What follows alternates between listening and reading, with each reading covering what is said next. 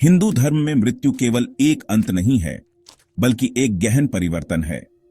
यह आत्मा की यात्रा है जो उस क्षण शुरू होती है जब शरीर से जीवन निकल जाता है।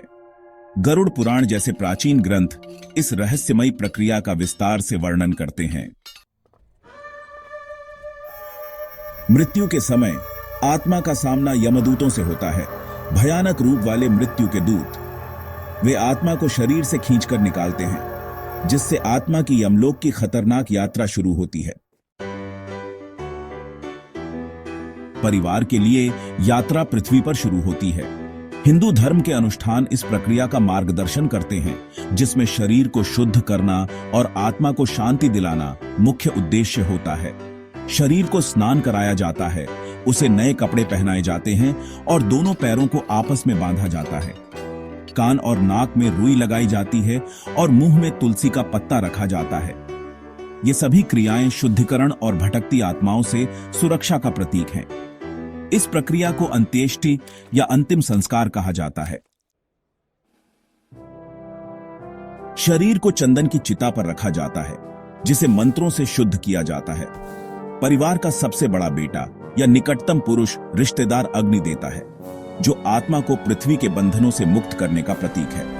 यह क्रिया केवल विदाई नहीं है, बल्कि शोक मनाने वाले परिवार के लिए यह स्वीकार करने का एक माध्यम है कि उनका प्रियजन अब सचमुच उनसे दूर जा चुका है।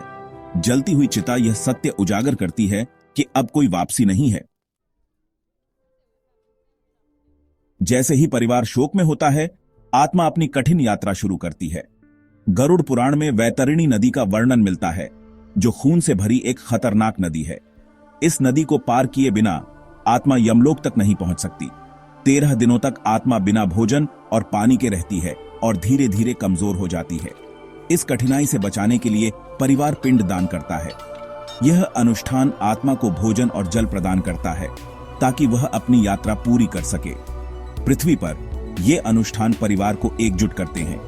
13 दिनों तक रिश्तेदार और मित्र इकट्ठा होते हैं, एक दूसरे का सहारा बनते हैं और पुरानी यादों को ताजा करते हैं। ये अनुष्ठान न केवल मृत आत्मा का सम्मान करते हैं, बल्कि जीवित लोगों के लिए एक पुल का काम करते हैं, उन्हें इस कठिन समय से उबरने में मदद करते हैं। प्राचीन कथाओं के अनुसार, जैसे महाभारत में राजा सगर और उनके पुत्रों की कहानी, गंगा में अस्थियों का विसर्जन मोक्ष प्रदान करता है। ये क्रियाएं आत्मा को सांसारिक बंधनों से मुक्त करती हैं और उसे शांति देती हैं। हिंदू धर्म में मृत्यु परिवर्तन का प्रतीक है। शोक के दौरान सिर मुंडवाना इस परिवर्तन का प्रतीक है। जब तक बाल वापस आते हैं, समय बीत चुका होता है और यह पुनर्प्राप्ति का प्रतीक बन जाता है। आखिरकार, मृत्यु केवल जीवन का अंत नहीं है, बल्कि एक नई यात्रा की शुरुआत है। यह यात्रा आत्मा को मोक्ष या पुनर्जन्म की ओर ले जाती है। इन अनुष्ठानों के माध्यम से हम अपने प्रियजनों को सम्मान देते हैं, अपना प्यार प्रकट करते हैं और अंततः उन्हें विदा करते हैं।